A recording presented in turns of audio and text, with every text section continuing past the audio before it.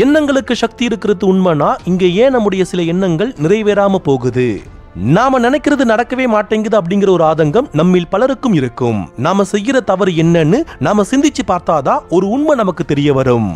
நமக்கு தேவையான விஷயத்தை விட நமக்கு தேவையில்லாத விஷயத்துல தான் நம்முடைய நேரத்தையும் கவனத்தையும் நாம அதிகமா செலவழிப்போம்.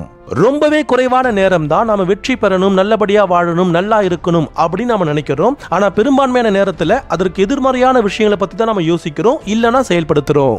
நாம எவ்வளவு கவனமா இருந்தாலும் ஒரு சில சூழல் நம்முடைய எண்ண ஓட்டத்தை மாற்றிடும். நம்முடைய வெளிப்புற தூண்டல், வெளிப்புற நிகழ்வுகள் நாம என்ன யோசிக்கிறோம், என்ன செய்யறோம் அப்படிங்கறத கட்டுப்படுத்துறதுக்கு நாம அனுமதிச்சிட்டோம் அப்படின்னா சுயமா சிந்திக்கக்கூடிய ஆற்றலை நாம இழந்துடுவோம்.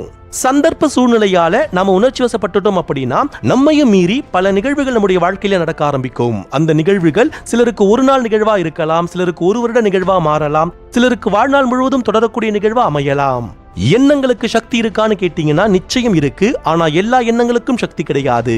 எந்த எண்ணங்கள் சிந்தனைகளாக மாற்றப்படுகின்றதோ, எந்த எண்ணங்கள் கற்பனைகளாக மாற்றப்படுகின்றதோ, எந்த எண்ணங்கள் உணர்வுகளாகவும் உணர்ச்சிகளாகவும் மாற்றப்படுகின்றதோ, எந்த எண்ணங்கள் செயல்களாக மாற்றம் பெறுகின்றதோ அந்த எண்ணங்களுக்கு மட்டும்தான் சக்தி இருக்கு.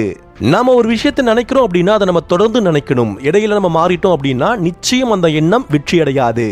நேர்மறையான விஷயங்களுக்கு வாழ்க்கையில முக்கியத்துவம் கொடுத்தோம் அப்படின்னா வாழ்க்கையில வெற்றி கிடைக்கலாம், இல்லைன்னா கிடைக்காம போகலாம். ஆனா எதிர்மறையான விஷயங்களுக்கு நாம முக்கியத்துவம் கொடுத்தோம் அப்படின்னா வாழ்க்கையில நிச்சயம் தோல்விதான் கிடைக்கும்.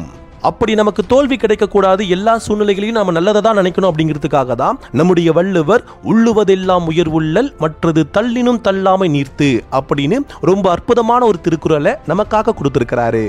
உங்களுடைய சூழல் எதுவா இருந்தாலும், உங்களை சூழ்ந்திருக்கக்கூடியவர்கள் யாராக இருந்தாலும் உங்களுக்கு வேண்டிய எண்ணத்துல தான் நீங்க உறுதியா இருக்கணுமே தவிர மற்றவர்களுக்காக நீங்க எண்ணத்தை மாத்திக்கிட்டே இருந்தீங்க அப்படின்னா உங்களால நிச்சயம் வெற்றி அடைய முடியாது. ஒரு விஷயம் நேர்மறையா நடந்தா அதற்கு பிறகு நான் நேர்மறையா சிந்திக்கிறேன் அப்படின்னு சில பேர் சொல்லுவாங்க. அப்படி எல்லாராலையும் சிந்திக்க முடியும். ஆனா நடக்கலனாலும் கூட நம்ம நேர்மறையா சிந்திக்கணும் அப்படிங்கிறதுல தான் நம்ம உறுதியா இருக்கணும். ஏனென்றால் தொடர்ந்து நாம எந்த விதமான சிந்தனைகளுக்கு நாம முக்கியத்துவம் தருகின்றோமோ அதை சார்ந்த வாழ்வுதான் நமக்கு அமையும் என்பதே பிரபஞ்ச விதி. நன்றிகள்.